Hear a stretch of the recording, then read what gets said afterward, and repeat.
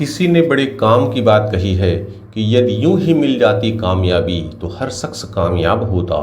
फिर ना ज़रूरत होती किसी हुनर की और ना ही कोई शख्स लाजवाब होता।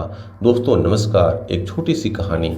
एक राजा थे, बहुत ईमानदार थे, निष्ठा के साथ अपने कर्तव्यों का निर्वहन करते थे।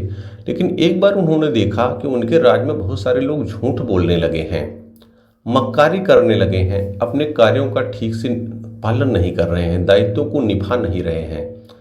तो उनके मन में चिंता होने लगी। वो एक बार अपने राजगुरु के पास गए, उनसे पूछे गुरु जी क्या करें। तो गुरु जी ने उनको कुछ परामर्श दिया और बताया कि इस प्रकार से करिए तो कुछ लोगों को मोटिवेशन मिलेगा, लोग सीखेंगे।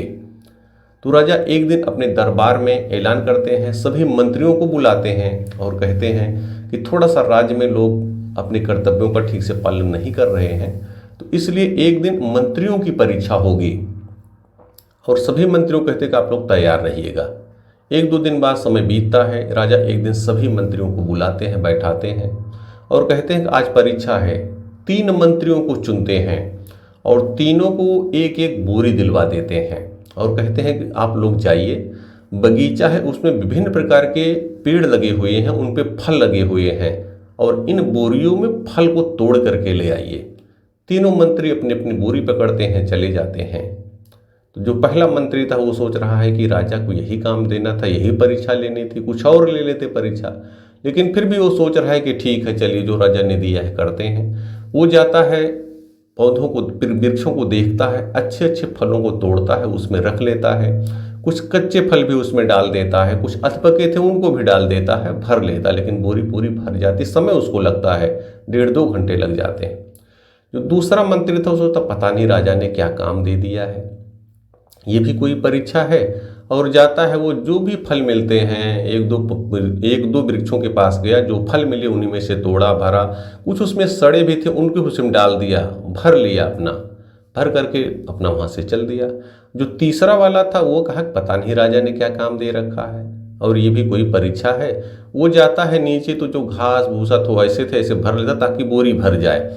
और ऊपर कुछ फल अच्छे अच्छे तोड़ता है, 4-6, और ऊपर एकदम सजा देता है ताकि वो देखने में अच्छे लगें। और बोरी लेकर के तीनों लोग पहुंच जाते हैं। अब राजा कहते हैं कि भाई ठीक, आप लोग ले आए? कहे हाँ ठीक है। अब आप लोग ऐसा करना है कि जो भी आप फल तोड़ के लाए हैं, इन्हीं के साथ आपको 3 महीने बिताने हैं। आपको एक कमरा अलॉट कर दिया जा रहा है, उसमें आप जाएंगे और जो आप भर के लाए हैं उन्हीं को अपना रख लीजिए, उन्हीं को खाना है और खाना आपको अलग से कुछ नहीं दिया जाएगा। अब जो पहला वाला था जिसने अच्छे फल तोड़े थे, कुछ उसमें कच्चे भी थे, कुछ अधपके थे, वो तो खुश हो गया कि चलिए ठीक है, जो मेरा ज़्यादा पका फल है वो मैं जल्दी खाऊंगा, धीरे धीरे जो कच्चे हों धीरे धीरे पकेंगे। और वो खुश होकर के तुरंत तैयार हो गया, जाने लगा। जो दूसरा वाला था जिसने थोड़े से उसमें सड़े गले ऐसे रखे थे लेकिन फल रखा था, अब वो थोड़ा सा संशय कर रहा, जाए कि न जाए, राजा देख रहे हैं। वो संशय में है, थोड़ा दूर चला फिर रुक गया।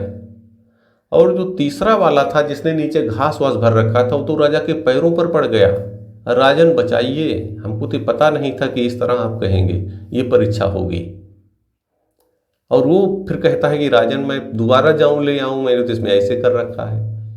राजा कहते नहीं, आपको दोबारा जाने की जरूरत नहीं है, आप वादा कीजिए, आपको कोई सजा नहीं मिलेगी, अपने कर्तव्यों को आप ठीक से निर्वहन करेंगे। और वो जो दोनों और मंत्री होते हैं वो कहते हैं, और राजा को ये समझ में आ जाता है कि हमारी प्रजा झूठ क्यों बोल रही है, अपने दायित्वों का निर्वहन ठीक से क्यों नहीं कर रही है।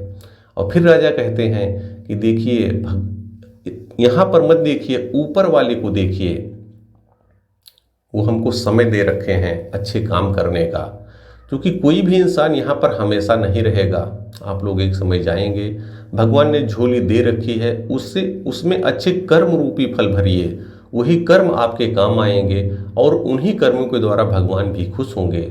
और ऐसा कह करके वो मंत्रियों को भविष्य में अपने दायित्वों का निष्ठा से निर्वहन करने का संदेश देता है।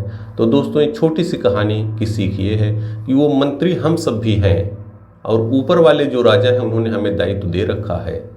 हमारा दायित्व है, परम कर्तव्य है कि हम उनको देखें और यह मान के चलें कि भगवान ने हमको जो जिम्मेदारी है, जो जिम्मेदारी दी है, उनका ठीक तरीके से पालन करें, ताकि जब हम वहाँ जाएं और जब हमसे भगवान पूछे तो हम उनको बता सकें कि हमारी झोली में ये अच्छे कर्म हैं, हमने अपने जीवन में ये काम किया है। और भगवान ने आपको तमाम चीज़ें ऐसी आपके सामने दे रखी है, तो जो भी भगवान ने आपको दिया है उनके प्रति कृतज्ञता का भाव अपनाइए और अपने जीवन को बेहतर से बेहतरीन बनाइए। ध्यान रखिए कि ऊपर वाले आपके सभी कर्मों को, अच्छे और बुरे, न उनको भूलते हैं न भूल करते हैं, और उचित समय पर वे उसका फल अवश्य देते हैं। बहुत बहुत धन्यवाद। ऐसी अन्य कहानियाँ भी हमारे इस चैनल पे अपलोड हैं, उनको देख करके आप अपने जीवन को अच्छा बना सकते हैं, संवार सकते हैं। बहुत बहुत धन्यवाद।